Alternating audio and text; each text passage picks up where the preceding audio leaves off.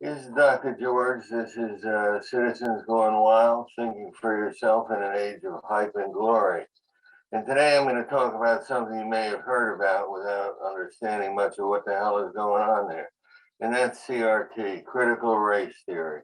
Critical race theory makes some people apoplectic and other people, well, it makes everyone apoplectic. Critical race theory is the idea that the most important factor in American history is race.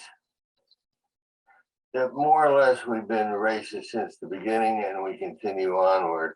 And without the special help and analysis and teaching by paying close attention to the people who know what critical race theory is, we will continue to be bad people. A lot of people, including myself, think this is pretty much 200% baloney. Nonetheless, it has had a major effect. And it is now more or less standard operating procedure at our universities. And about 50% of standard operating procedures in our schools, especially at the university level. Though it's making progress and should be visiting you at your local K through 12 school soon. What I want to say today is pessimistic, but I like wallowing in pessimism. And the point is that CRT, critical race theory, is here and it's here to stay. Maybe in 100 years we can come back and revisit, maybe not. But at this point, the cultural warriors who hunt Western civilization and defeat it at every turn have pretty much won. They have captured the commanding heights of the institutions that traffic in ideas, that is, the universities of our time. And there is nothing that comes close to the universities in impacting the cultural vision of young people who eventually become middle-aged people and old people. There's still a couple of us oldies but goodies left, but we won't be here for that much longer. Pretty soon you'll have 100% of the professors will be CRT certified, or they will be cowards who will refuse to speak up against CRT. And even if they do speak up, it'll just be a little pipsqueak complaining, and then they'll go back to doing whatever it is they do on college campuses. The university is, in my opinion, the seat of world vision. That is, it is the place where you come to absorb your world vision, your view of what human nature is like, your view of what America is like, your view of what Western civilization is like. And there's nothing that is equal to its power, because everyone passes through there before they become someone important in the movies, in the media, on the news outlets, in the magazines, whatever's left of them, and in the newspapers. There are some exceptions, but they are exceptions. The cultural warriors, the supporters of CRT, have won, at least for the moment. They are, in my opinion, hostile or indifferent to democracy. Given a choice, they would rather have our rules created by a judge or a bureaucrat, where they have more influence, than by popular votes. They are not that crazy about democracy, because they're not that crazy about the people who make up our democracy in this country. That is you and I, the average person who is not part of the elite. They are not crazy about freedom of speech. Now, you might have thought that freedom of speech is one of the primary, perhaps the primary element in our cultural pantheon. And it is, I think, except that freedom of speech is not that big anymore in America on college campuses, either because of cowardice, which occurs frequently, or just because more or less the left, the progressives, the CRT certified folks are allowed to break up meetings, chase away people they disagree with, and the administration either doesn't do anything, or if it does anything, it basically shuts up anyone who disagrees with the CRT certified folks. Individualism. Western civilization is the only civilization in human history that has ever had this value of individualism. Of course, it's Western civilization is the only civilization that has made a big fuss about democracy and freedom of speech. But it's in individualism that we find the special emphasis.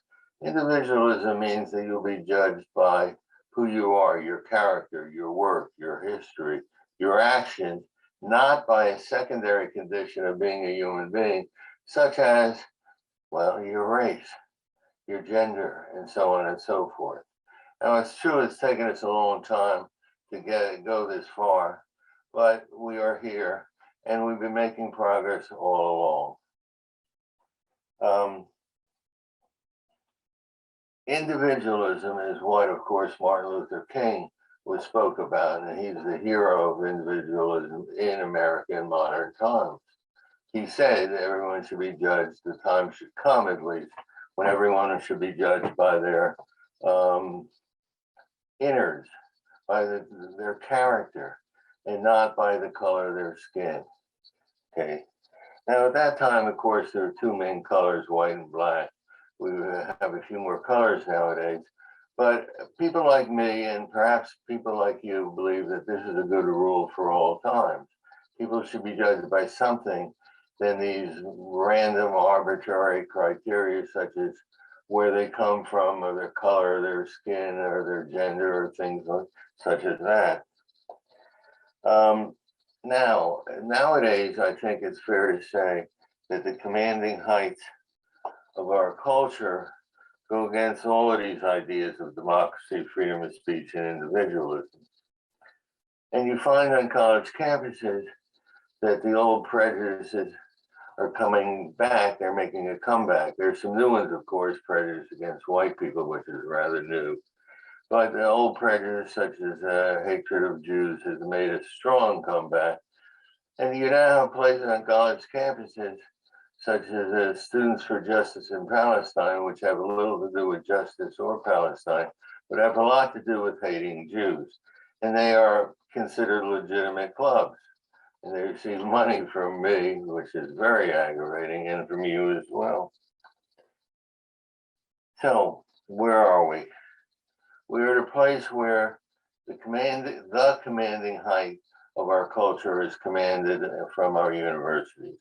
But there are other ways as well as inculcating the culture in a certain fashion. Here's the news media. I don't know anyone who could doubt that the news media is definitely slanted in a progressive leftist manner. Sometimes a lot, such as CNN and CNBC. Sometimes a little less, such as CBS, NBC, and ABC. Nonetheless, the news media is slanted in a particular way, and it's sure not the way I like it, and perhaps not the way you like it. If you look on cable TV, again, you have one station that's not in the liberal stable, so to speak, the leftist stable, but that's Fox, and they have their own problems. When you look at the news media in terms of newspapers, there aren't that many newspapers that have that much clout anymore. But if you look at the main, most important newspaper, New York Times, they're definitely on the left, on the progressive side. Actually, newspapers are one place where you have kind of a fair fight, because the Wall Street Journal is on the other side. They are for freedom, freedom of speech, freedom in the marketplace, and they are one of the few friends that Israel has. Miracle of miracles. So in the news media, it's not as bad as it could be because of the Wall Street Journal. In terms of the media in general, well, it's almost 100% to the left, to the progressive side. And I just saw an example of this, a show of The View, which is kind of a ladies' show where women talk by themselves with very few men, if any, and they talk all sorts of issues, personal issues, public issues, and so on and so forth. And they had invited Bill O'Reilly, kind of a right-wing columnist, media figure, on their show. He said at one time, he said that the people who attacked us on 9/11 were Muslims. Because of that, the women on the show just got up and stormed out. That's all he said. That's all he said, which is kind of factual, actually, I believe. And and they were motivated by being Muslims. They weren't motivated by being members of the Rotary Club. They were motivated by being Muslim, and their whole structure, their whole outlook of the terrorists, and then as now, is because of their beliefs about Islam and how it must triumph over the West. Just for saying that these people were Muslim, we should pay some attention to that fact. The other people on the show stormed out. You look on television, you see that all three of the major networks are somewhere on the vague left, and the cable leftists are on the very, very strong left, both in the topics they speak about and in their point of view.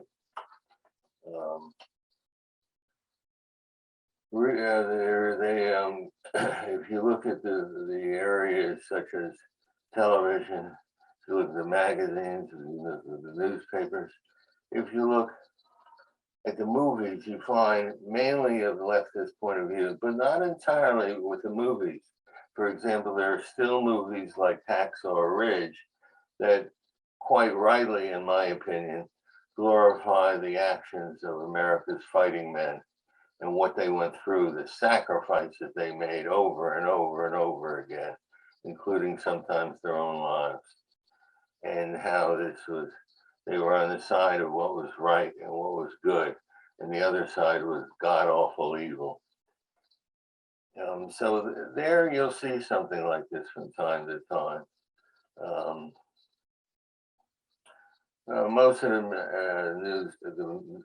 most of the news movies are somewhat on the left, but there's a breakthrough from time to time in terms of magazines. Well, you don't have many magazines that have much clout, but interestingly, of the magazines that you do have, they are on the left, including teenage magazines and what I would call ladies magazines. They've always managed to have an article or two in there attacking something of the Western civilization, or blaming Western civilization for something.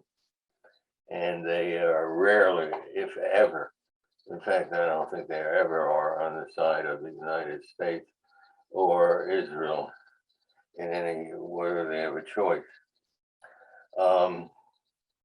Academia is, I don't know, if there's such a thing as 300% on the left, they are 300% on the left. It is getting harder and harder to even hear a old-fashioned liberal like myself on a college campus, who are fading away.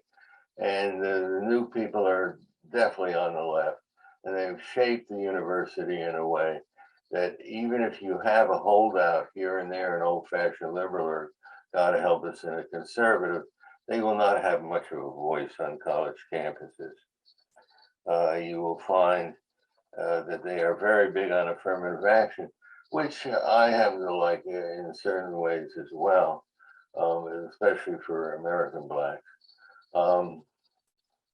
But they are kind of a minor, they are a major voice in terms of affirmative action, affirming everyone and their action except, white men in the United States. They have a prominent role there. They have a prominent role in a number of ways that I'd like to save for a little time when I go into detail on that.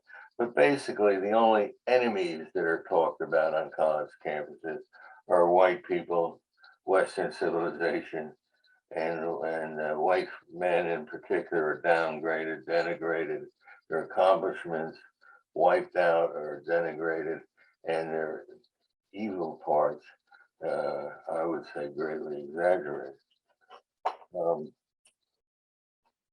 So this is where we are at this point, and what I'd like to do is talk to you more about this, because most people don't have much depth in their feelings or thoughts about critical race theory, the denigration of the West, the denigration of white people, of men, and so on and so forth. And in some ways, it looks like it would be an uneven fight, because if white men are that powerful, and that's what the left says they are, they should be able to wipe out these retrograde ingrates of the progressive views. But that isn't the case at all. In fact, Western civilization, white people, men, have been in retreat all across the line. We're going to go into that, and there'll be many happy sessions where I'll be quite angry and yelling. So if you like that sort of thing, you might want to come back and take a look. We'll see you next week.